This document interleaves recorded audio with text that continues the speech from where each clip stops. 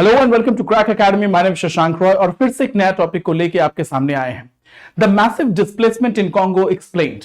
Now इस article को पढ़ने से पहले हम एक बार कुछ और इंफॉर्मेशन को गैदर कर लेते हैं। इस आर्टिकल को अच्छी तरीके से समझने के लिए हम एक बार पूरे अफ्रीका का एक हल्का सा मैप बना लेते हैं। ठीक है, हमने ये मैप बना लिया। ठीक है, हालांकि ये लैटिन अमेरिका का मैप लगेगा, लेकिन पिछले कुछ दिनों से कुछ एरिया लगातार चर्चा में आ रहे थे। मेनली हम इस एरिया के बारे में बात कर रहे हैं। ठीक है, इस एरिया को हम साहेल रीजन के नाम से भी जानते हैं, साहेल रीजन के नाम से जानते थे। और यहां पे ये बहुत ही अनस्टेबल रीजन है, ये बहुत ही अनस्टेबल रीजन है।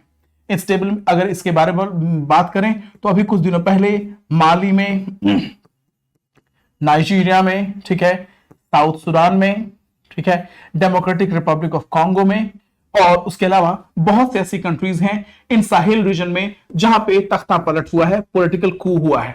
ऐसा माना जाता है कि इन सारे कुछ इंसिडेंसेस के बीच में जो है वो वैगनर ग्रुप का भी हाथ माना जा रहा है, because Russia is behind this entire military कू जो अफ्रीका में इंपॉर्टेंट कंट्रीज हैं।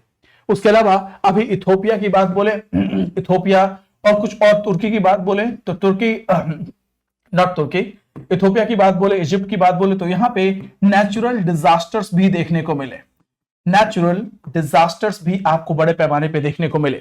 सो अगर देखा जाए तो ये पूरा का पूरा एरिया जो है ये पॉलिटिकल इंस्टेबिलिटी का शिकार है। कुछ कॉमन इश्यूज देख लीजिए, यहाँ पे इस्लामिक स्टेट और अल कायदा जैसे टेररिस्ट ऑर्गेनाइजेशन अपना पैर पसारने में लगे हुए हैं। उसके अलावा पॉवर्टी है, ठीक है, हंगर है, मैलन्यूट्रिशन है।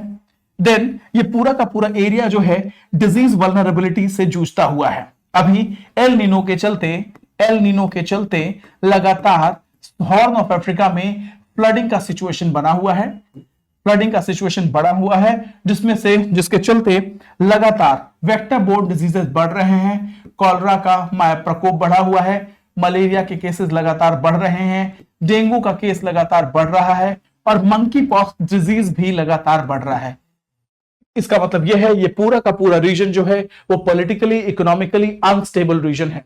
ठीक है, पॉलिटिकली इकोनॉमिकली अनस्टेबल रीजन है। नाउ अब चलते हैं, बात करते हैं इस पूरे एरिया में democratic Republic of Congo. Democratic Republic of Congo important इसलिए भी हो जाता है क्योंकि democratic Republic of Congo is one of the important sources of cobalt. Cobalt ये यूपीएससी प्रीलिम्स का क्वेश्चन रह चुका है 2023 का, UPSC prelims question 2023। Democratic Republic of Congo, according to United Nations report, 6.9 million internally displaced लोग हैं जो democratic Republic of Congo में डिप्लेस हो गए हैं।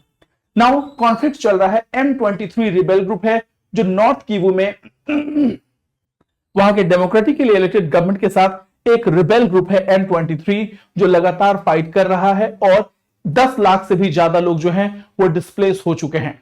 नाउ रूट्स ऑफ कॉन्फ्लिक्ट क्यों है? इसका कॉन्फ्लिक्ट ये है, aftermath the revolution of Rwandan genocide in 1994 में रवांडा में बहुत बड़े पैमाने पर जीनोसाइड हुआ। 120 से भी ज्यादा ग्रुप जो है वो डेमोक्रेटिक रिपब्लिक ऑफ कॉन्गो के अलग अलग एरियाज को कैप्चर करते हैं और पूरे ग्रुप में बटा हुआ है 120 इंसर्जेंट्स हैं। Now ongoing violence, extra judicial killing and territorial dispute जो है वो इन सारे रेबेल ग्रुप में आपस में लड़ा रहा है और इस तरीके से बड़े पैमाने पे मास किलिंग हो रही है, एक्स्ट्रा जुडिशियल किलिंग हो रही है, रेप है, मॉलेस्टेशन है और डिस्प्लेसमेंट तो है ही है। नाउ M23 रिबेल ग्रुप क्या कहता है, कौन है, क्या चाहता है?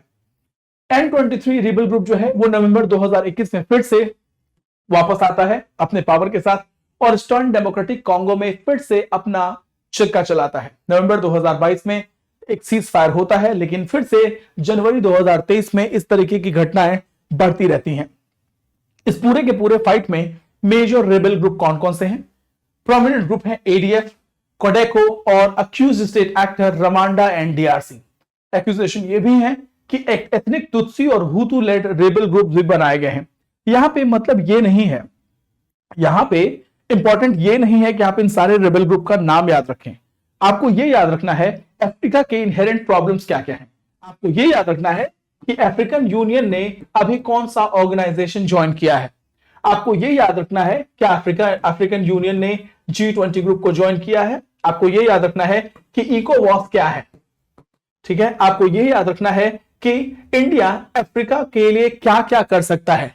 अफ्रीका एक इंपॉर्टेंट नेशन है। उसके अलावा COP28 में बात हुई है कि अफ्रीकन यूनियन जो है ग्रीन अफ्रीकन इंडस्ट्रियलाइजेशन को प्रमोट करेगा, ग्रीन अफ्रीकन इंडस्ट्रियलाइजेशन को प्रमोट करेगा। ये तो बस एक बहाना है कि आपको दिखाने का कि कितनी इंस्टेबिलिटी है, और किसी भी रीजन में अगर इतनी इंस्टेबिलिटी होगी तो किसी भी तरीके का इन्वेस्टमेंट नहीं होगा। No investment will take place अगर इतनी इंस्टेबिलिटी किसी रीजन में है तो। ठीक है, तो यही बताने का मेरा पर्पस था। Now role of Eastern African community की अगर बात बोले तो ईस्टर्न अफ्रीकन कम्युनिटी अपने ट्रूप्स को डिप्लॉय करती है ताकि वॉयलेंस को कम किया जा सके, लेकिन फिर भी इनको प्रोटेस्ट का सामना करना पड़ रहा है। डीआरसी के प्रेसिडेंट हैं मिस्टर जो डिमांड करते हैं कि ईएसी जो है अपना डिपार्चर करे दिसंबर 8 तक और फिर से नॉर्मल बहाल हो। डिस्प्लेसमेंट क्यों हो रहा है? इंसर्जेंसी के चलते, एथनिक वायलेंस के चलते ये सारा का सारा डिस्प्लेसमेंट हो रहा है। पॉलिटिकल मास्टर्स बहुत स्ट्रांग नहीं है, पॉलिटिकल सिस्टम बहुत स्ट्रांग नहीं है। उसके अलावा रिसोर्सेज का वॉर है और रीजनल टेंशन है, और इन सारे टेंशन में जो प्रॉक्सी ग्रुप है, रिबेल ग्रुप है, वो अलग अलग एरियाज को कंट्रोल करने में लगे हैं, रिसोर्सेज को कंट्रोल करने में लगे हैं। एथनिक डाइवर्सिटी इतनी है कि लोग एथनिक वायलेंस एक कम्युनिटी दूसरे कम्युनिटी के खिलाफ चला के बैठी हुई है। सो आपका मेरा पर्पस क्या था? पर्पस ये था कि आपको समझाना है कि अफ्रीका क्यों एक डार्क कॉन्टिनेंट कहा जाता है। इंटरनेशनल असिस्टेंस की बात भी की गई है। लैक ऑफ फंडिंग जो है वो स्टारवेशन को, हंगर को, ह्यूमैनिटेरियन क्राइसिस को बढ़ा रहा है। इंटरनेशनल कम्युनिटी को अर्ज किया गया है कि एक कंसिडरेबल एफर्ट लाया जाए, डोनेशन किया जाए, ताकि इन सारे एरियाज में नॉर्मल सिचुएशन लाया जा सके। तो आप समझ गए मेरा पर्पस क्या है? मेरा पर्पस ये है कि सिर्फ इस पर्टिकुलर इंसिडेंट के बहाने इसको पढ़े नहीं, आप समझने की कोशिश करें कि अफ्रीका में के चैलेंजेस और अपॉर्चुनिटी क्या हैं, और Africa as a nation India के लिए इंपॉर्टेंट क्यों है। नाइजर के बारे में पढ़ लीजिए, नाइजीरिया के बारे में पढ़ लीजिए, उन कंट्रीज के बारे में पढ़ लीजिए जो इंडिया के लिए इंपॉर्टेंट है। ब्रिक्स समिट कहां हुआ था, G20 समिट को क्या, G20 ग्रुप को क्या अफ्रीका ने ज्वाइन किया है, इंडिया का क्या इंटरेस्ट इन्वॉल्व है और क्या स्टेक इन्वॉल्व है अफ्रीका एज अ कॉन्टिनेंट में। So this is it in this article. फिर से हम शुरू करेंगे। अच्छा, इंपॉर्टेंट इसलिए भी हो जाता है क्योंकि इंडिया बार बार ग्लोबल साउथ के रिप्रेजेंटेटिव होने की बात करता है। क्या इंडिया वाकई में ग्लोबल साउथ का रिप्रेजेंटेटिव है? और अगर ग्लोबल साउथ का रिप्रेजेंटेटिव है, so what India is going to do and how India is going to do to support in Africa's growth story, ये क्वेश्चन है। ठीक है, चलते फिर से नए टॉपिक में मिलेंगे। तब तक के लिए thank you so much. May God bless you all. जय हिंद, जय भारत।